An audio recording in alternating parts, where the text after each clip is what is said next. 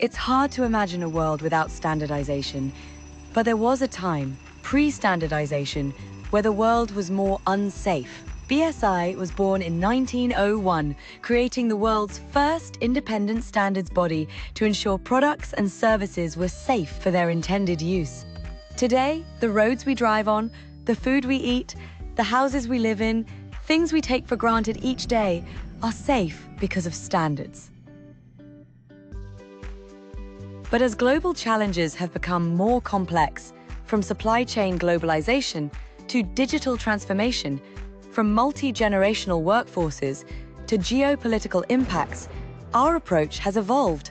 Modern risks extend far beyond product safety. We now deliver multifaceted solutions that accelerate progress, reduce environmental impacts, and transform organizational culture and behaviors. We provide comprehensive frameworks embedded into the culture and operations of organizations that help our customers meet global standards, enhance business performance, and achieve organizational goals. As a trusted partner, today BSI collaborates with over 70,000 clients across 195 countries. We ask what you need to achieve, listen to why it matters, and help you create the best path forward. Beyond short-term objectives, we position organizations for sustained, long-term success. Whether implementing new digital platforms like our AI-powered supply chain risk intelligence, unlocking commercial opportunities for social, environmental, and economic sustainability, or measuring impact with real-time monitoring, together with our clients, we build trust in everything we do, every day. From net zero pathways to internal supplier audits, from AI governance to supply chain transparency, BSI transforms standards into solutions that accelerate progress.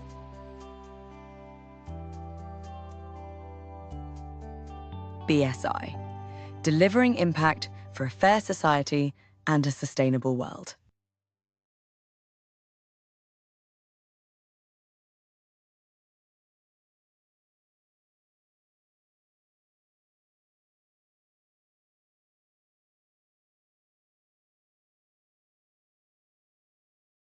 Hi, welcome to the ISO 7218 Food Microbiological Analysis webinar, where we will be focusing on the essential changes and insights from the experts that help to shape the standard.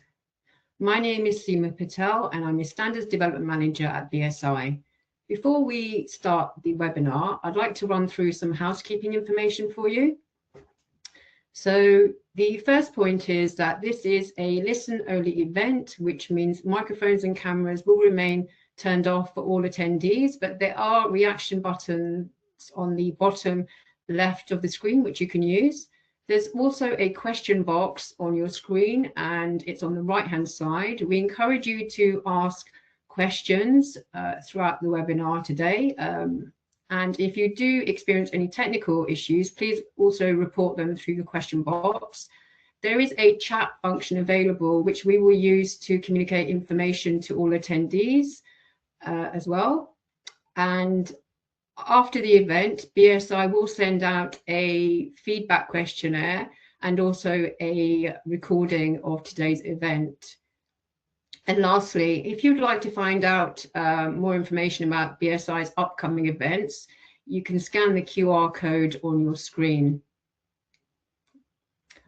I'm now going to move on to the agenda for today, and I will walk you through it so you know what to expect. We'll begin with an introduction to the 2024 revision of the standard from Dr. Bertrand Lombard, who is also the chair of the committee that were involved in the revision of the standard. We'll then move on to personnel maintenance, calibration, and device verification, which will be covered by Dr. Arnold Dijkstra. We'll then continue on to analysis, expression of results, validation, and verification. This will be presented by David Thomas Fournay. And then we will continue with quality controls and premises. And this will be presented by Barbara Guetin, and then we will have a question and answer session at the end. I'll now hand over to Dr. Bertrand Lombard for the introduction to the 2024 revision. Thank you, Sima. Hello to all of you. I will indeed introduce you to this standard 7218. Next, please. First, the background. This standard has been published the first time in 1986, so it has a rather long history. And in June 2024, the fourth edition of this standard was published. The title is Microbiology of the Food Chain, General Requirements and Guidance for Microbiological Examinations. It has been prepared by Working Group 7 of Subcommittee 9 Microbiology of ISO TC 34 Food Products. So in other words, this Subcommittee 9 is in charge of standardization in food microbiology, the food chain microbiology. And the Working Group 7 has been led by Sue Passmore from the UK. And here I would like to pay tribute to her great work in leading this working group and the preparation of this version, the last version of the standard. She has put a lot of energy and expertise to lead the group.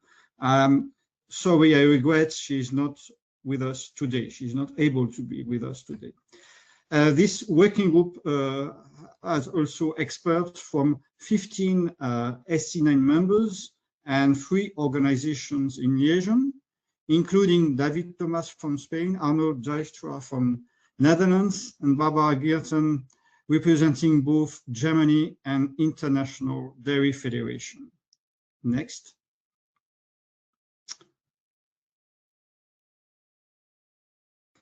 Now let me introduce you the scope of the standard. This standard provides good laboratory practices for microbiological laboratories, testing samples from the food chain, including personal hygiene and aseptic working techniques. And this last version is based on a risk analysis. It represents, I would say, technical requirements for conforming to the ISO 17025 standard in the field of food chain microbiological analysis, so for lab accreditation in this area. The global purpose of the standard is to ensure the validity of microbiological analysis in the food chain, in particular, to guarantee that general techniques are the same in all laboratories, so seeking harmonization of practices at worldwide level, as to achieve consistent results in different laboratories and to contribute to safety of laboratory personnel by preventing risk of infection. It has a large scope since it is applicable to the microbiological analysis of pathogenic or non-pathogenic bacteria, yeast and molds, as well as viruses and parasites. So the large, I would say, scope of microbiology is covered, except bacterial toxins and metabolites such as histamine. And this is the analysis in the food chain, that is from primary production to end products, which are feed and food, as well as the environment of food processing and handling. Next, please.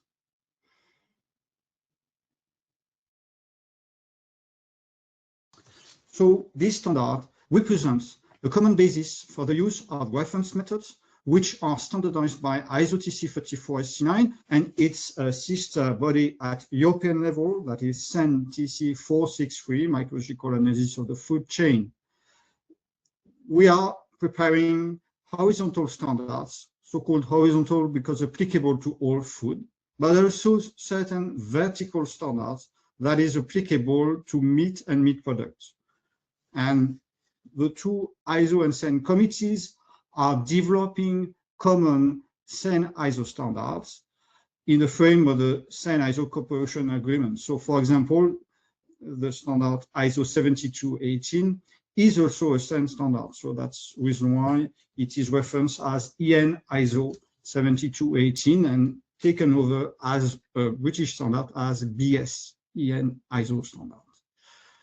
Or this 7218 can be referenced and used by methods standardized by another subcommittee of TC34, SC5, and International Dairy Federation, that is vertical standards for milk and milk products, which are also based on 7218.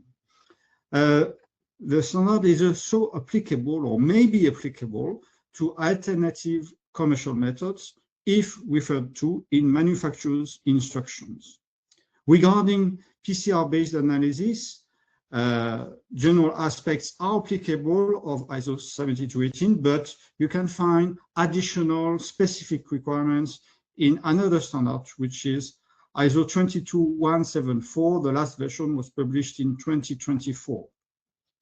And now, please note that the requirements that you can find in ISO 7218, the last version 2024, supersede corresponding requirements in existing specific standard, that is reference methods, if published before 2024.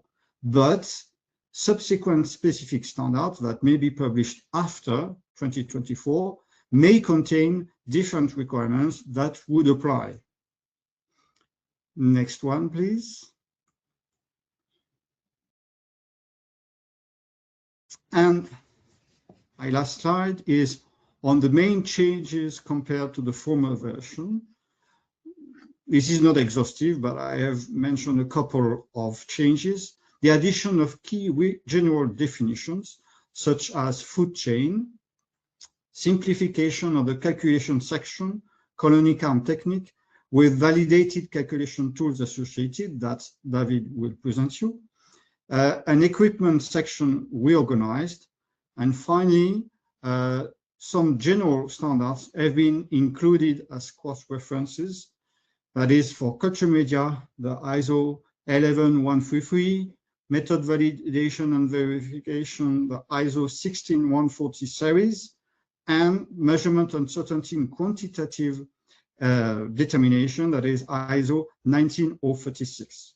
So to recap, the ISO standard 7218 is really a key one in the family of the ISO standard in food chain microbiology, and really a common basis for all the other standards. So it's really playing a key role in our area of standardization. Next.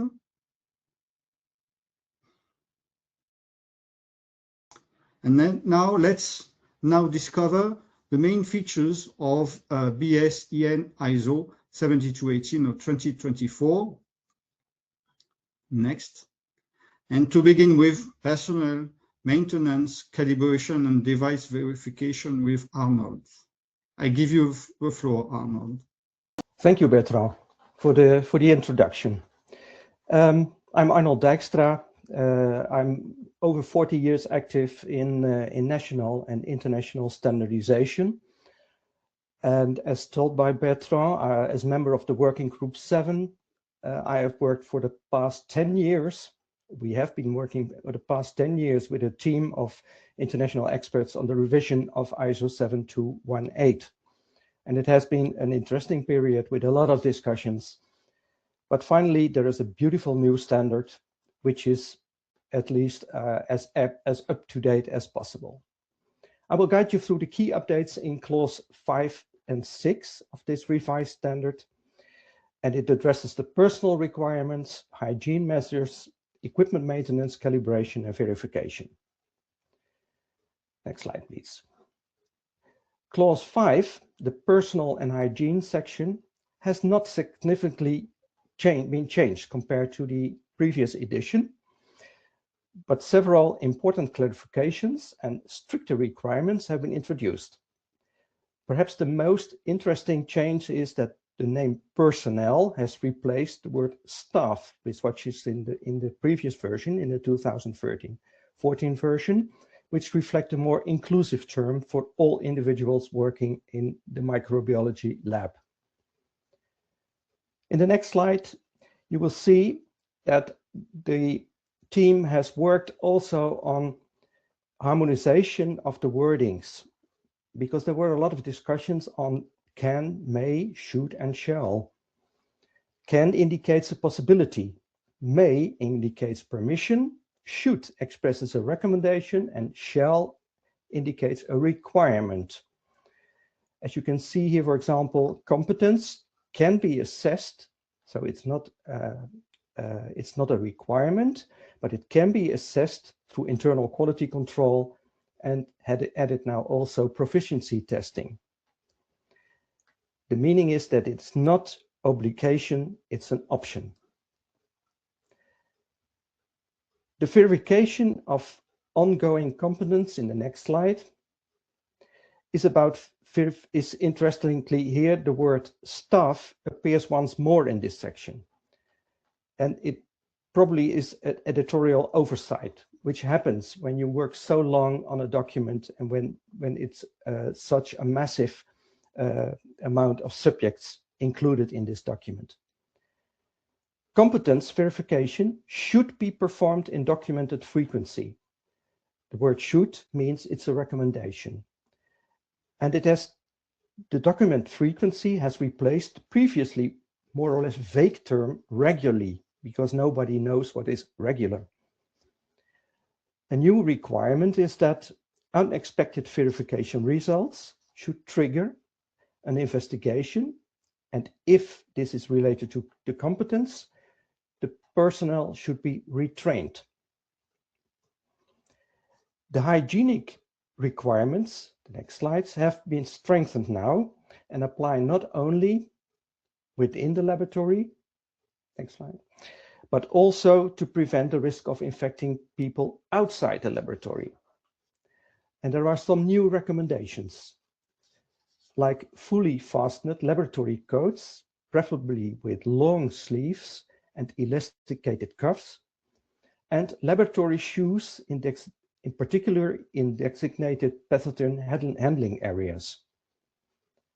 This ISO also reiterates that personal belongings, such as phones, jewelry, and headphones, must be stored outside the laboratory. Within the team, there have been, next slide please, some discussion on the use of hot air dryers in the microbiology laboratory environment.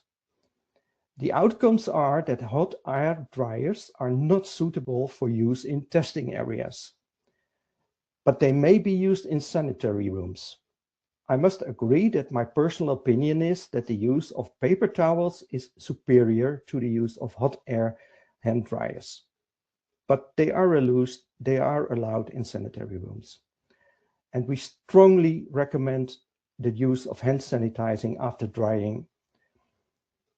Laboratory equipment like refrigerators, freezers, and microwaves, next slide please,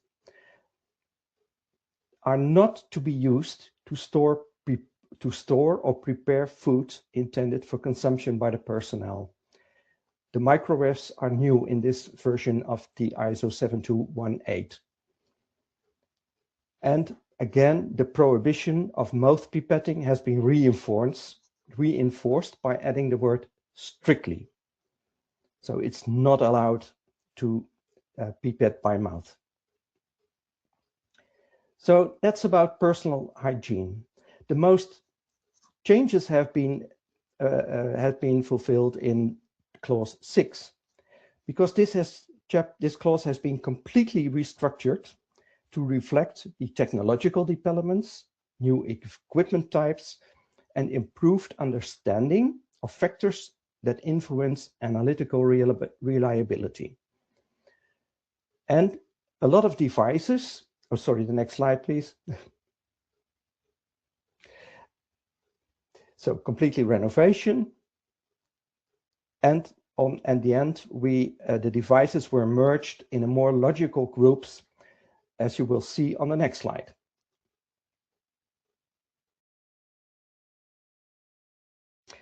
This next slide shows that the former subclauses have been reorganized in 10 subclauses, and each subclause consists of the equipment relevant for this group, and for each equipment there is the same order. It starts with a description of the equipment, how to use it, how to maintain it, and perhaps very and most important, how to calibrate it and the verification. In the next slide, the general introduction of clause 6 emphasizes that equipment must be fit for its intended purpose. And it seems quite obvious that it should be capable of achieving the required accuracy and measurement and certainty. As shown in the picture on the right side, the aim is to find a valid result that is as close as possible to the true value. The closer the measured value is to the true value, the higher the accuracy. But also the spread of the results is important and should be as minimal as possible, because more spread means less precision. So a result can be very accurate, but with very low precision. As you can see in the middle, you see accurate values, but not very precise.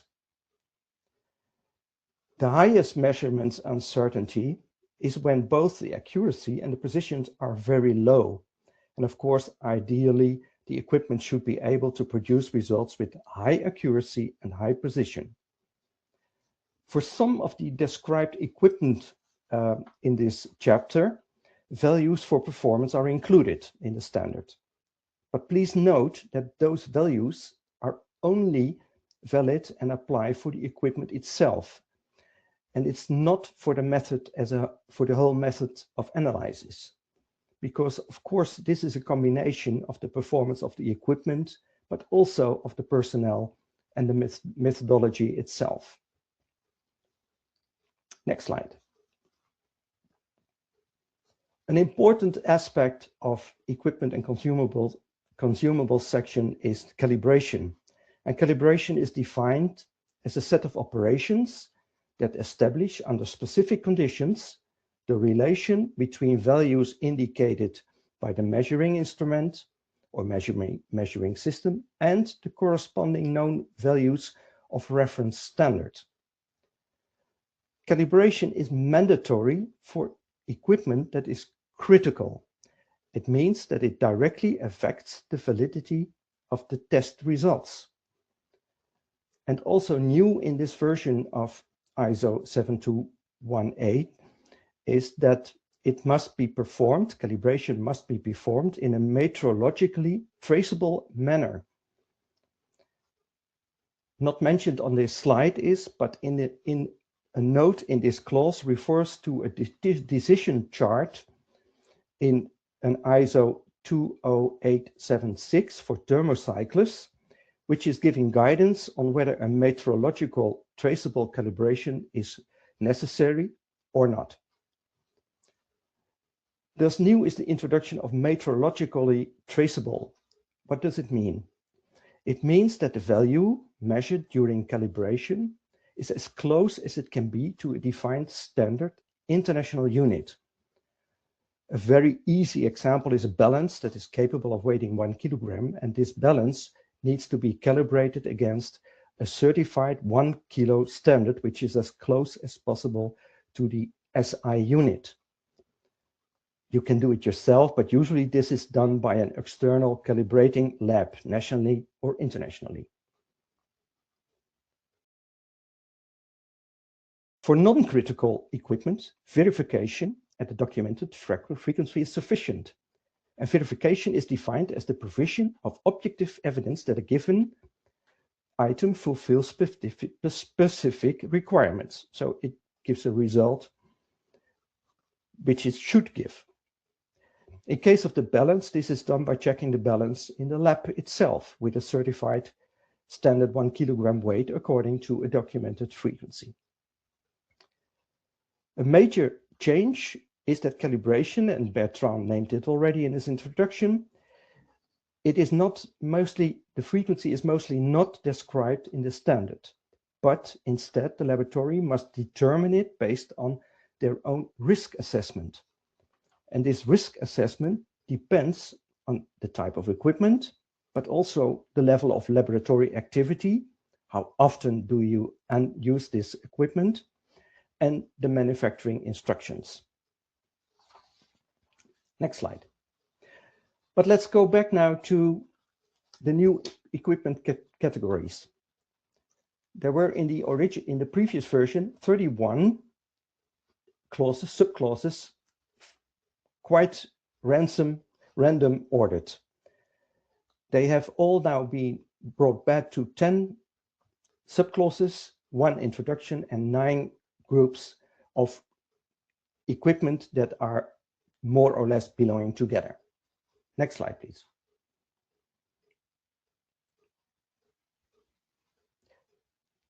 This slide shows you, but I'm not going to mention them all, but you can find back where all the original equipment or consumables in which subclause they landed. And there are some new types of equipment included, like the culture media preparators. There were now induction cookers, heating blocks, ultra low temperature freezers, and there are also automatic temperature recorders, serial diluters, which were not mentioned in the previous one, and filtration systems. And in the last part of this presentation, in this part of the webinar, I will present a few examples of the new organization of subclauses and for new added equipment. And the first I would like to focus on is the serial diluter. Next slide, please. Serial diluters, there are a variety available of manual and semi-automatic systems on the market. The examples you see is just random. It's not something I choose because of a certain supplier. Whatever they are capable of, they must comply with ISO 6887 Part 1. And that's the standard for preparation of test samples, initial suspension, and decimal dilutions for microbiological examinations. And for the aspiration and dispensing, any type of pipette or syringe is allowed, but of course not pipetting by mouth. Some key requirements include that, of course, you want to minimize post-contamination and cross-contamination. And also cleaning and disinfection after use is required at least daily, but sometimes more often. Because it's a diluter, of course, checking the volume accuracy is required at a documented frequency. As said before, this documented frequency needs to be based on risk analysis. How often, type of equipment, and if they are available, the instructions from the supplier.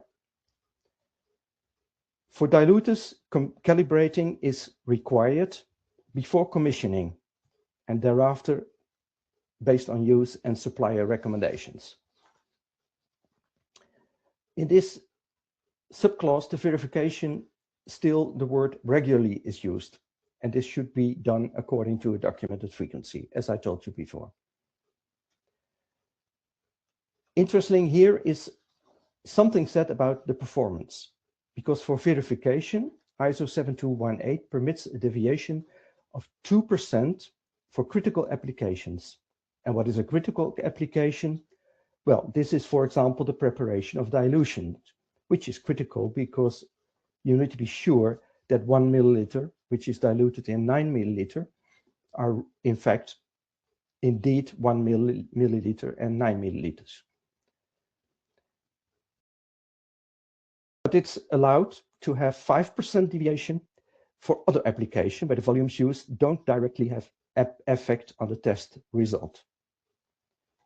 Sometimes this type of equipment is also homogenizing the dilution, and also this homogenization efficiency must be verified before the commissioning and thereafter at a documented frequency. And this can be done by performing comparative tests with another approved homogenization system, like a manual vortex. Another new system mentioned in the ISO 7218-2024 version is filtration system, our filtration system. But this is different from all the other equipment mentioned. It is not included as it is with the other equipment with a device introduction, use, maintenance, and calibration and verification. Only one sentence is included, which refers to ISO 1899 and the underlying ISO 7704, which describe these filtration systems in detail, and particularly in water. And this reflects the aim of the working group that ISO 7218 is a wardrobe, has a wardrobe approach, and is referring to existing standards wherever possible.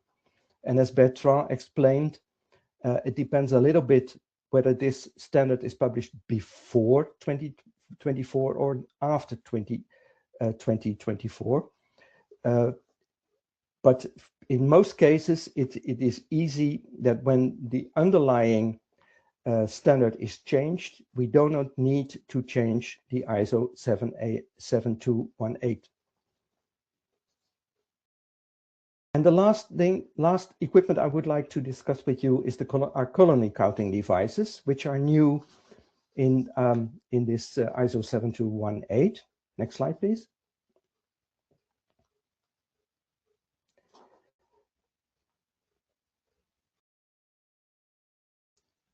There are a variety of manual and automatic systems available.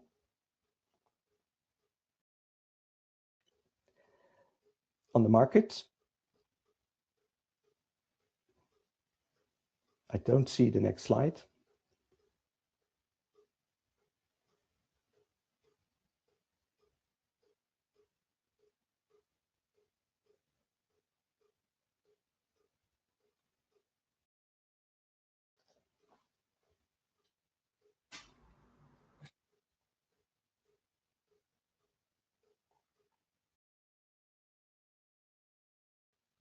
Apologies, Arnold. We'll just take a short break while we'll sort this out in the background. Okay.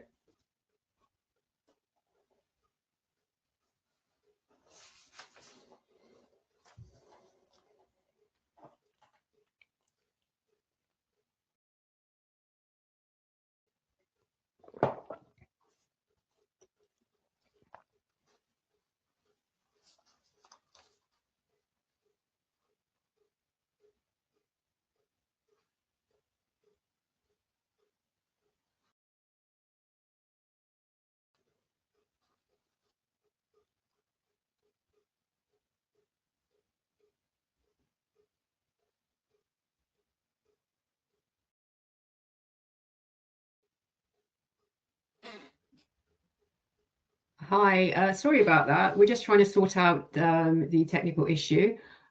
What we could do is go through some questions that we've had. So I've had some questions come in. The first one is on part 11.2.1. So I'm just going to read it out. Does the above text mean that a lab accredited with ISO 17025 shall or may use one plate per dilution?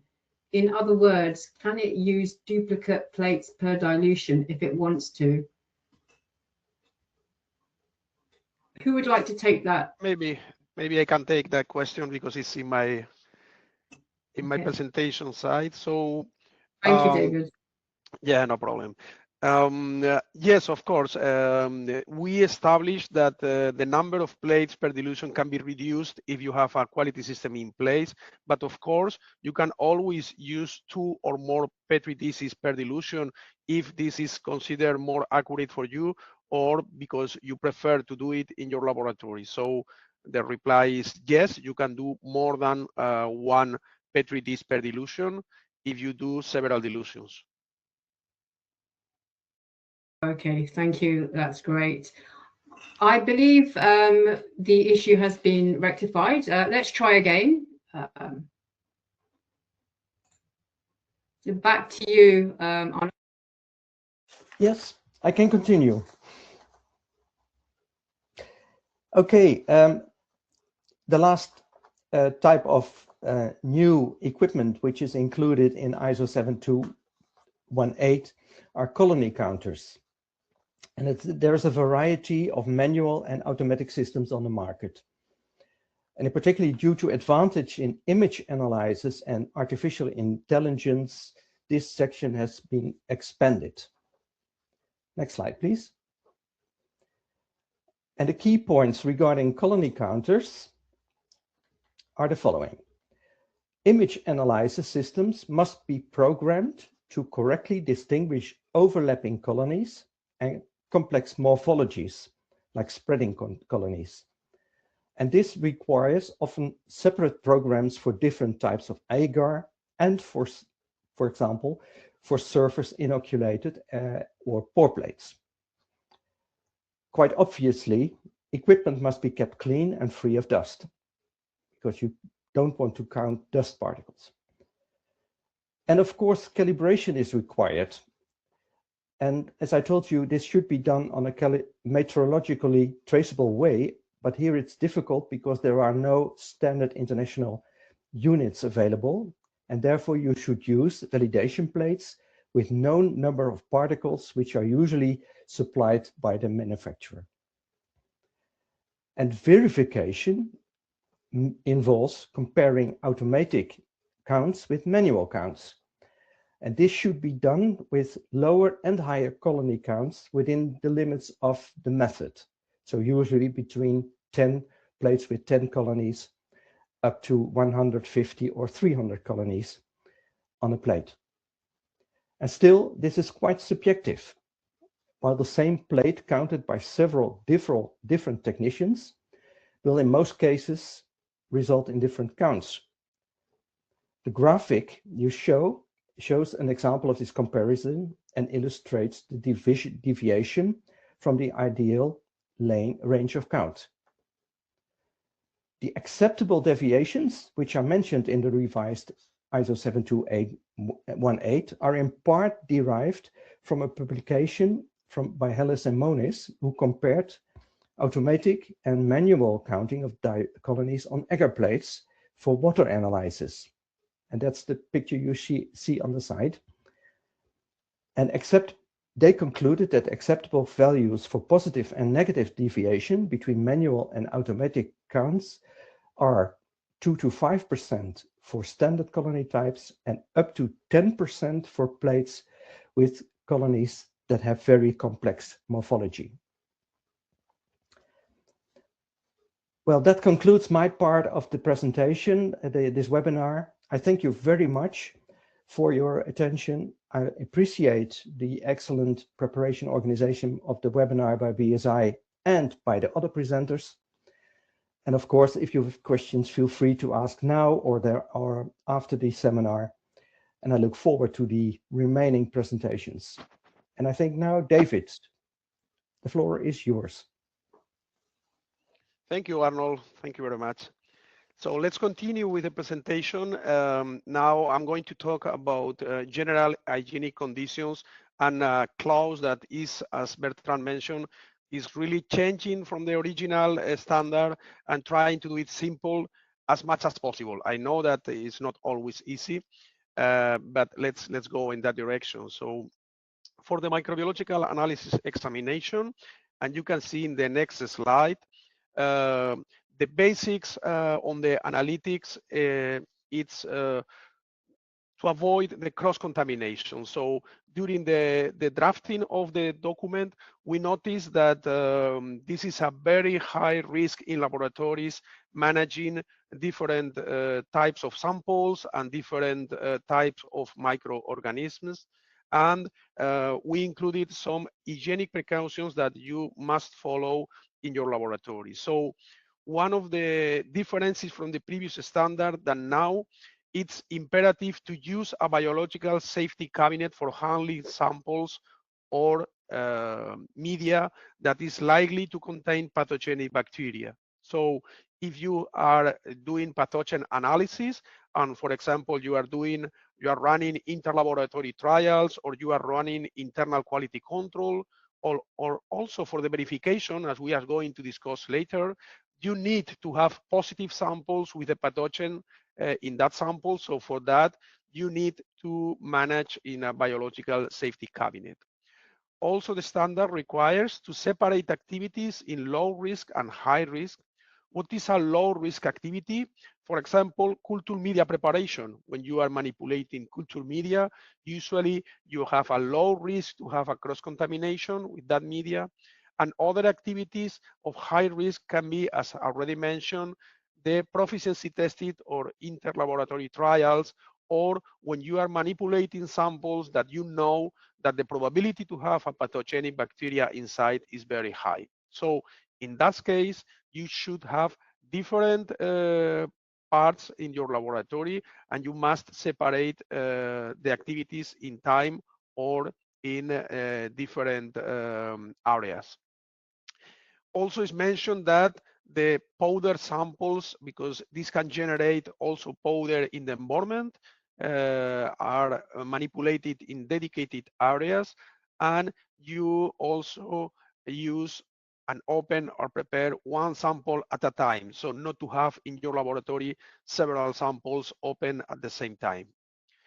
And to reduce cross-contamination also, it's a new chapter on spillage. So you can see on the right on the slide that there are some already available kits with biohazard spill kits when you have all the material required to reduce the risk of cross-contamination when this may happen. That because in any laboratory this may happen.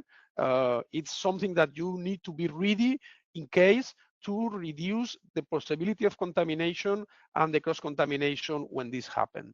Of course, you can buy it or you can do it by yourself. So it's not an expensive tool. It's only to have already when this happened. And then also is a dedicated chapter on use of positive controls.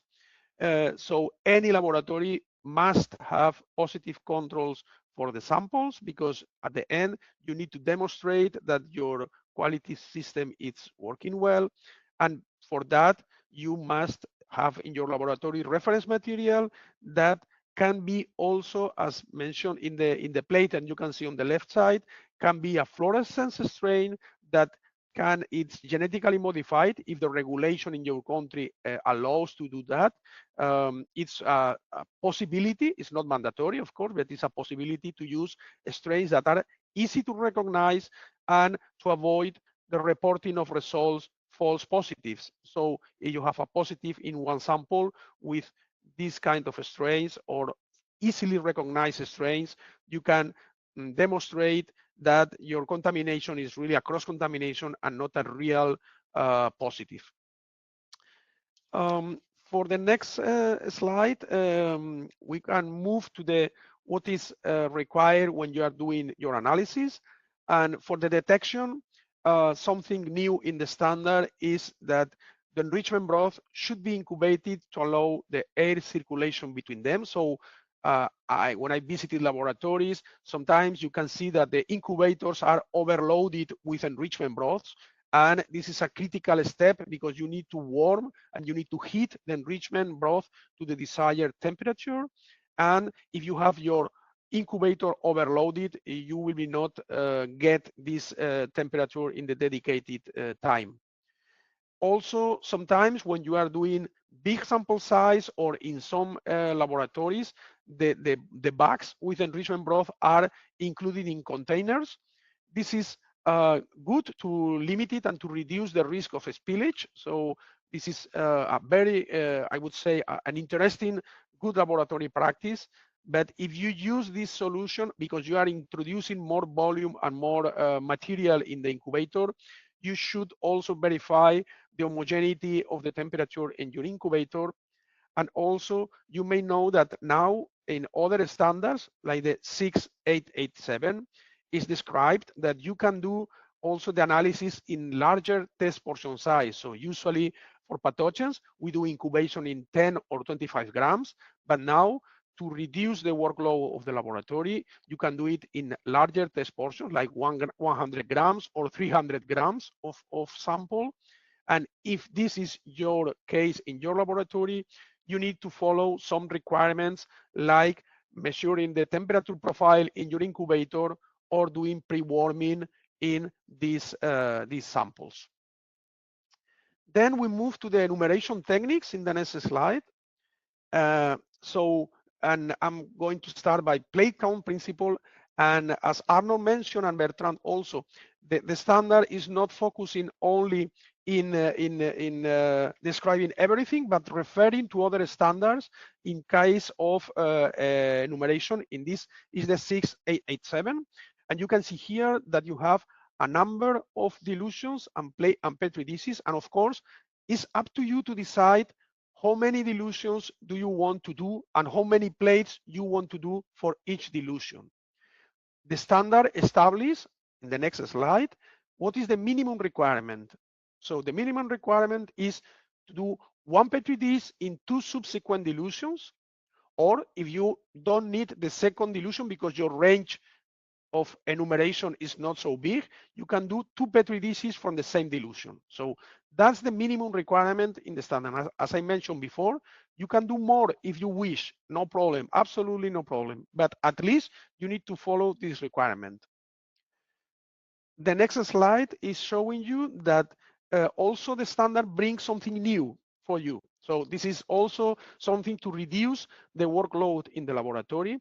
And now the standard allows to do this new solution that I put it in blue on the right side of the slide, saying that you still need to do 2 Petri dishes, but to do the second dilution, if you wish, you don't need to do another tube with 9 milliliters and 1 milliliter, but you can plate directly from the first dilution 0.1, and this is considered a subsequent dilution, reducing the need to do a second tube. So this is new in the standard. If we continue, we go for how to enumerate in the next slide. And unfortunately, I'm not able to explain everything here. I can tell you we try to simplify, we reduce a lot, but standards are based in consensus, and at the end, we included more than expected to cover all specific cases. I'm not going to explain here every single case, but the general principle is that to enumerate, you can do the dilutions that you want, at least one with 2 Petri dishes, or usually people is doing 2 dilutions, 1 Petri dish per dilution.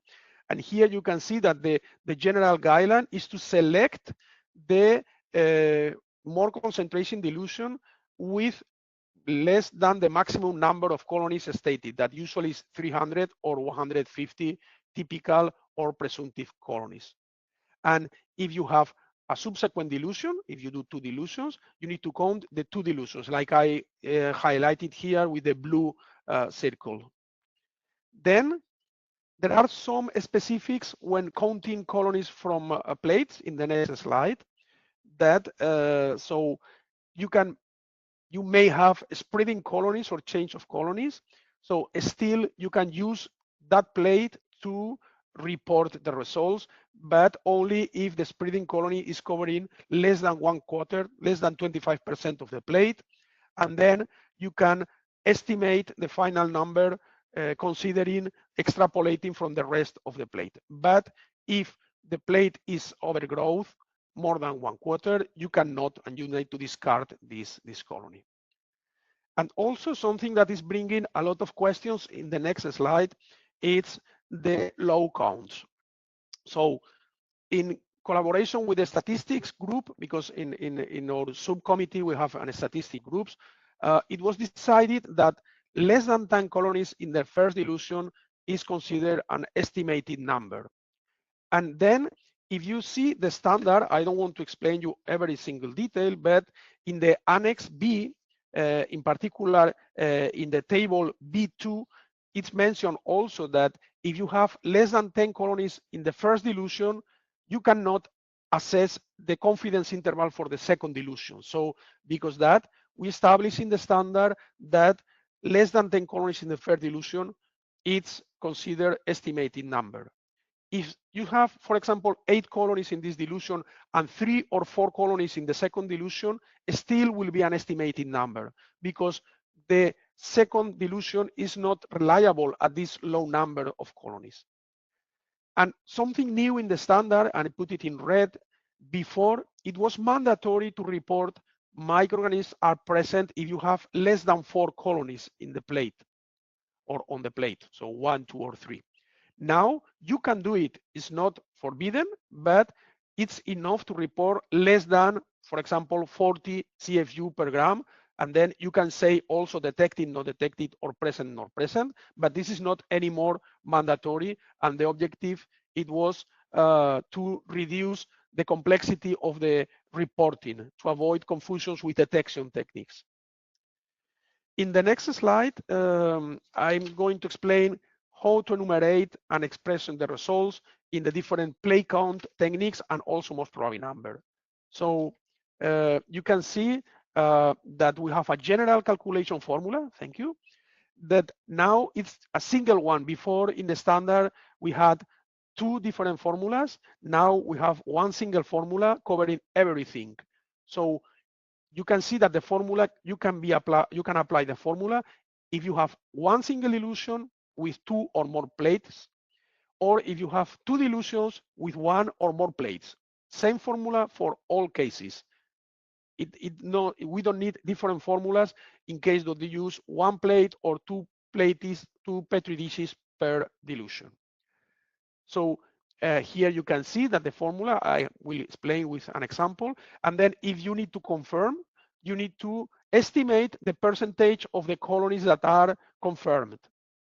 And then there is one question, pre-question I'm not going to explain in detail, but I can tell you that in this case, if you are confirming, if you have less than 10 colonies at the beginning to confirm, it will be an estimated number. If you have more than 10 colonies, for example, you have 20 colonies, but only 1 colony from 5, 1 out of 5 is confirmed, then your numbers will be again estimated, because even if you have more than 20 presumptive colonies, your final count will be less than 10. And in this case, we still remain in the estimated number.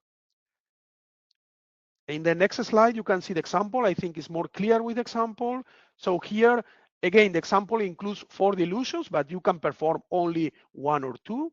So here, first dilution is not countable because we have more than 300, and we take second and third and not the 4th dilution because we don't need to estimate the numbers that dilution. And then you can see that we do the sum of the count and then 1 petri dish per dilution. And then you can see that the number is 16545, but we need to round this number to give a number with only 2 significant figures, that is 17,000 or 1.7 10 to the 4. In the next slide, I included only few special cases. You can see, can you move to the next slide, please? Yeah, that one. So if you don't have colonies, nothing changed from the previous standard. So less than 10 in this case, because you plated 2 petri dishes and you don't have any colony. Or if you have more than countable, then you report more than the highest dilution that you plated. So again, here, nothing changed. We remove one of the conditions from the previous standard, that is if you are counting only in the highest dilution, that this is still possible. So imagine that here on the right side of the slide, you have in the 10 minus 2, 104 colonies, then you can report still this value, applying the general formula. And to finalize with the special cases, in that presentation, again, in the standard, there are more special cases that I don't have time to present, but the last special case that I'm going to present is in the next slide, that is described in the 7218, but also in all in enumeration standards, that you can also plate is mostly used for spread plate, surface plating, then you can count the three plates from the -1 plated 1 milliliter as a one plate, and then you can use this technique to increase your limit of sensitivity of the method and to be able to report low numbers in that cases. So you have here two dedicated examples. As we are running maybe out of time, I'm going to move to the next slide to explain you that you have an Excel tool, and you need to pay for the standard because there is copyright, but in that website you can have the link here. You have for free the Excel tool to download, and in these small red boxes that you can see in some cells, you can click there and you will see some instructions to cover to explain how to fill the boxes. And you can see that we have a plate count Excel, other for spiral plates, and other for environmental monitoring where you are counting swabs or sponges. So the Excel tool will give you the value per square centimeter or per surface. It depends on your needs. Here, the tool is developed to also cover if you need to confirm or if you have a different initial suspension, 1 in 10 or 1 in 20 or 1 in 100. So this is taken into account in the Excel. I know, I can tell you there are minor mistakes in the Excel that we need to correct, in particular in the swabs, because the swabs is giving you decimal values that are not possible. But in the future, we may correct. So if you notice any mistake in the Excel, please report. I know that some of the attendees already reported, and we will correct the Excel. In the next slide, you can see also that the Excel also includes instructions and the version, and also the verification report to demonstrate that the Excel works correctly to be applied in your laboratory. Moving to another techniques for enumeration, only one slide for a spiral plate, that is the next slide. So we know that some laboratories are using a spiral plate, and Arnold already explained some of the use of the spiral plate. Just to tell you that you can only use a spiral plate if it's indicated in the relevant specific standard and you have a comparative validation study. So today, we only have the 4833 standard for total viable counts or total colony counts, including spiral plate as an option. So for other enumeration techniques, spiral plate is not included in the standard and must be validated to be used for other purposes. Here, instead of 10, you must use 20 as an estimated number. And this means that in a standard condition, you can report less than 200 CFU per gram if you have no colonies.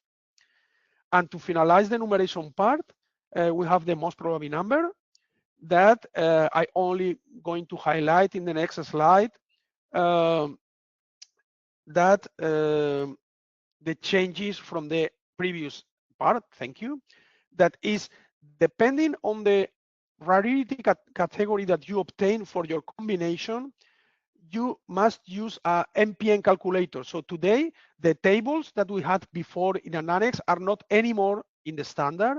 So to estimate the numbers, you need to use the MPN calculators that are also free to download to use the MPN.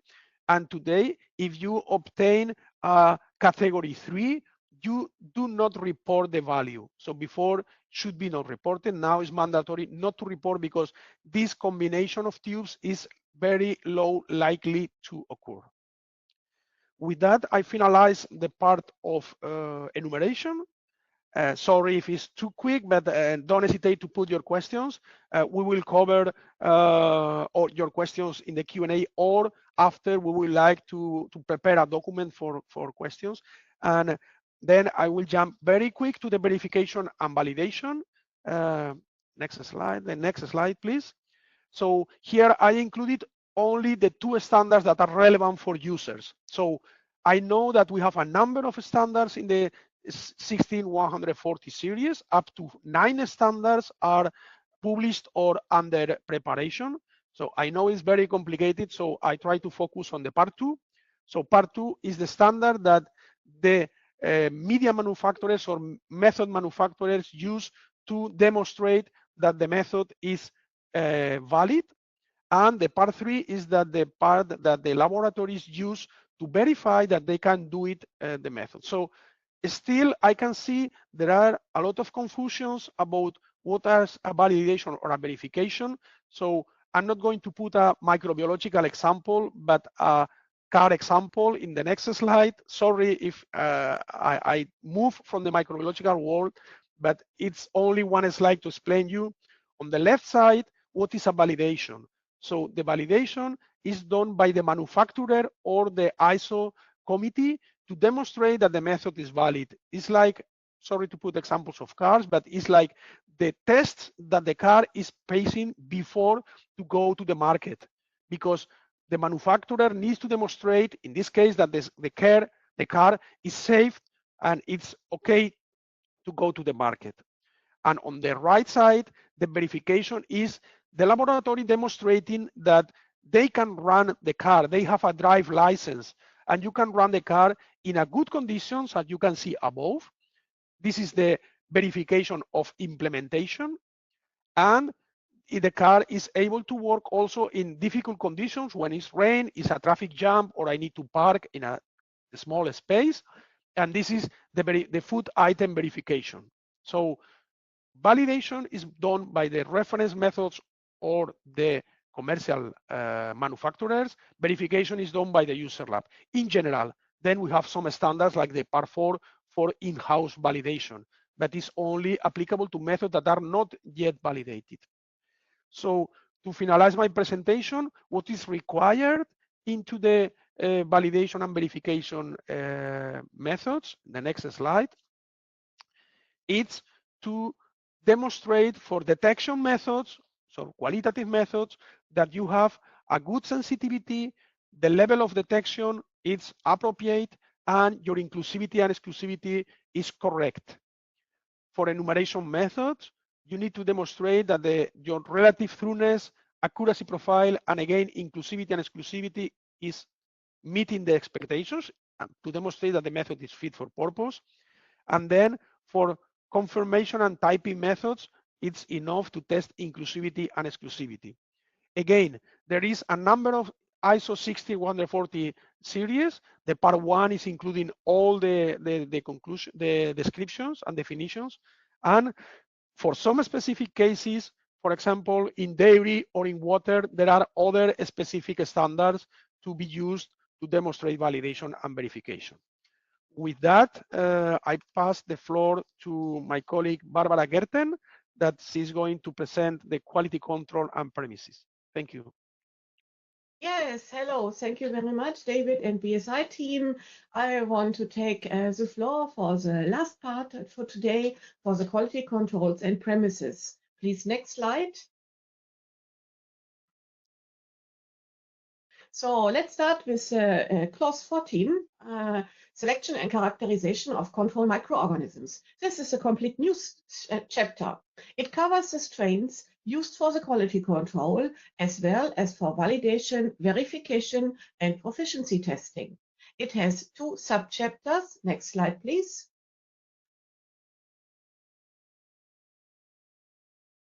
One is the characterization of strains.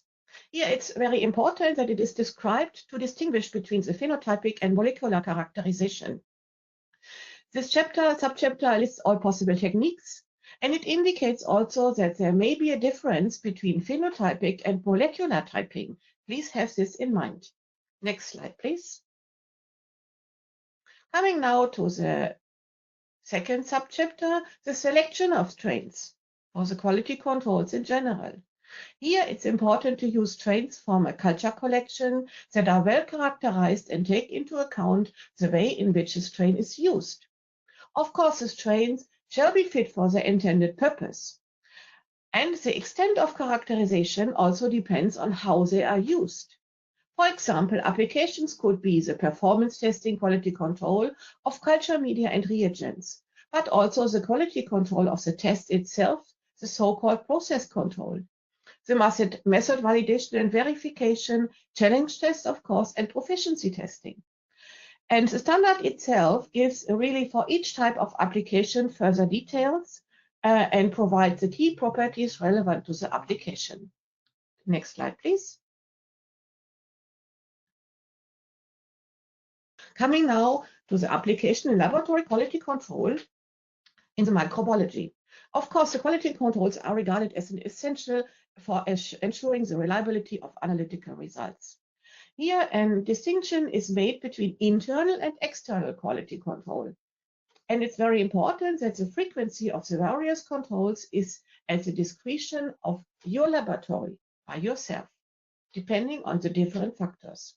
And there's a very nice figure in the standard, which is also new, that all these aspects, we only covered some of the aspects, giving in the different clauses are coming together then to bring a valid test result.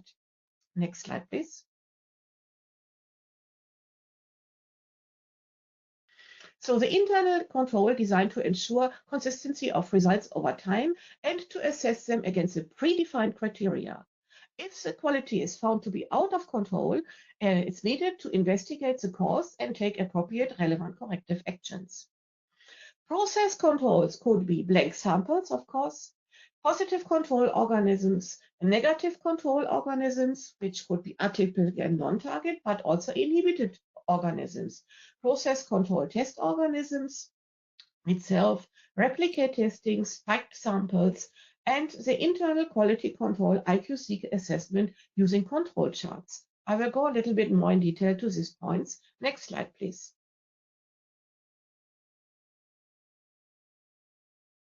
So the blank samples, these are blank or sterilized samples to assess the matrix effects and the sterility, for example, for culture media, materials, and procedures. There should be, of course, no growth.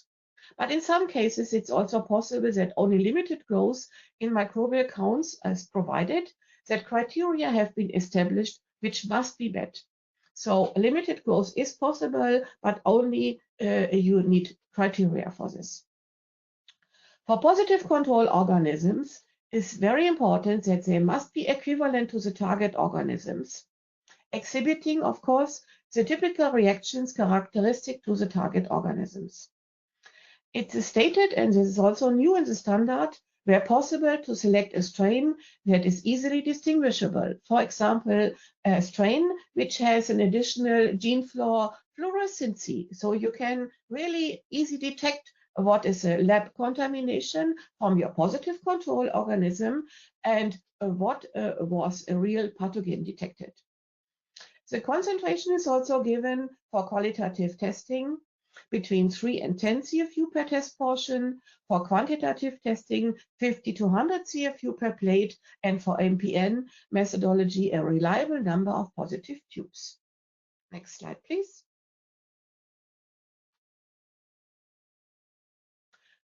The process control test organisms, these strains should originate from an official culture collection or a reference laboratory, but also own isolates may also be used, provided they are properly characterized. And here is a close link made to the ISO 11133 and the ISO 22117, our culture media standard, and also the standard for proficiency testing. Next slide, please.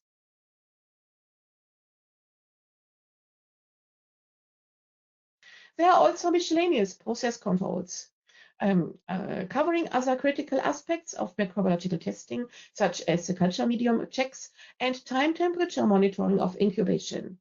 These should also be monitored in addition to the routine testing. Internal quality control assessment can use control charts. The data should be statistically evaluated prior to the acceptance. And for these, quantitative data can be evaluated using control charts, which are described in the current ISO 11133 edition from 2014. Please be aware that ISO 11133 is currently under revision in the last stage, and the upcoming revision, which coming soon, has an updated annex also on control charts. Next slide, please.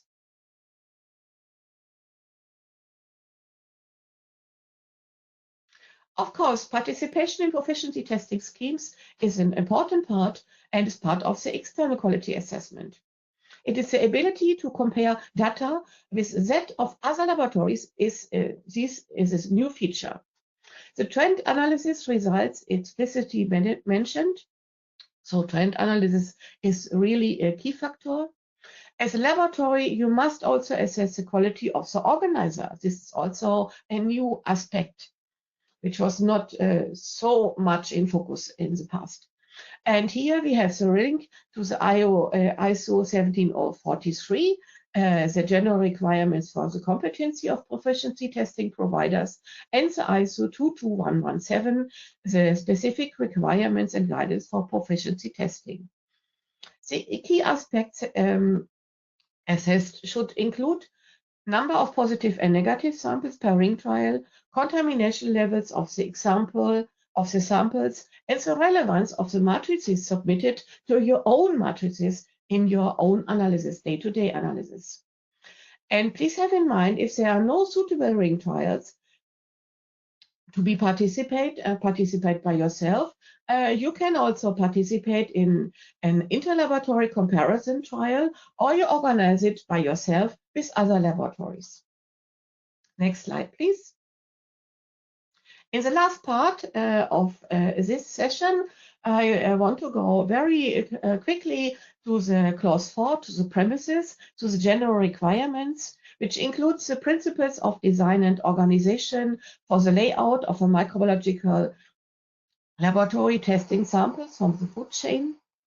It covers biosafety considerations, but not describing the biosafety considerations in details. It gives a link to other regulations, international regulations, also guidance given by WHO. It gives details on laboratory design, the laboratory areas associated with samples and testing, as well as general areas. And of course, the layout and fittings of the premises. It gives details on construction and equipment to reduce the risk of contamination, very important, and on cleaning and disinfection, including regularly monitoring the microbiological contamination level of surfaces and air. So this chapter is not a new chapter. It was also in the previous edition, but it has been slightly revised and modernized. So with this last slide, I want to go again to the overall valid test results really are depending on all aspects in the different clauses in ISO 7218, for which we can only give you a brief overview because of time. Please have a look to the standard itself. Next slide, please.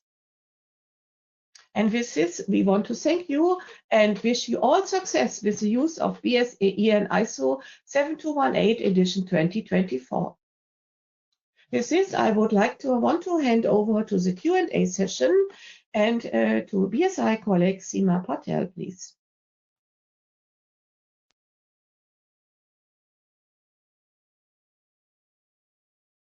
Hi, thank you very much to all the speakers. They were a great session.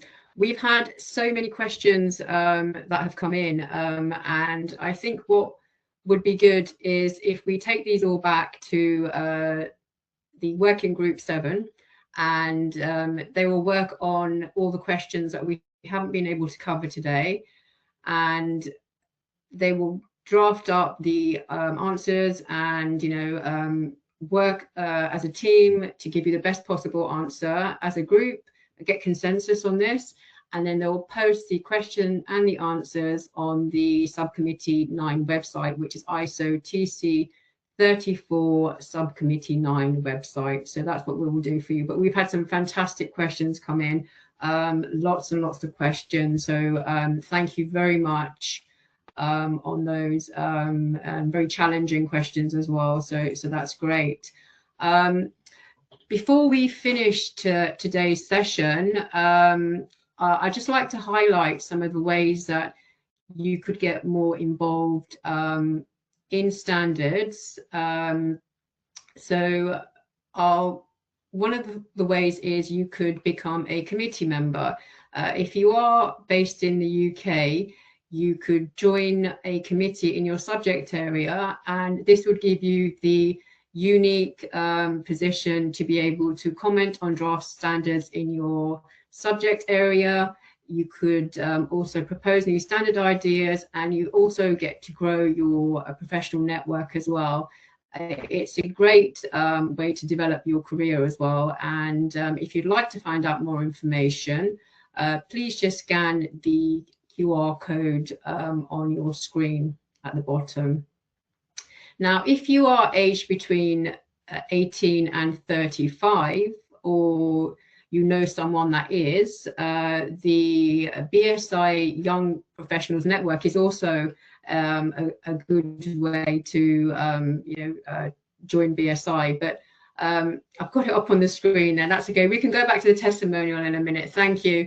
If you are aged between 18 and 35, or you know someone, this is a great network for them to join. It helps them to grow their career. They get to shape the future of the standards, and also build on their professional connections.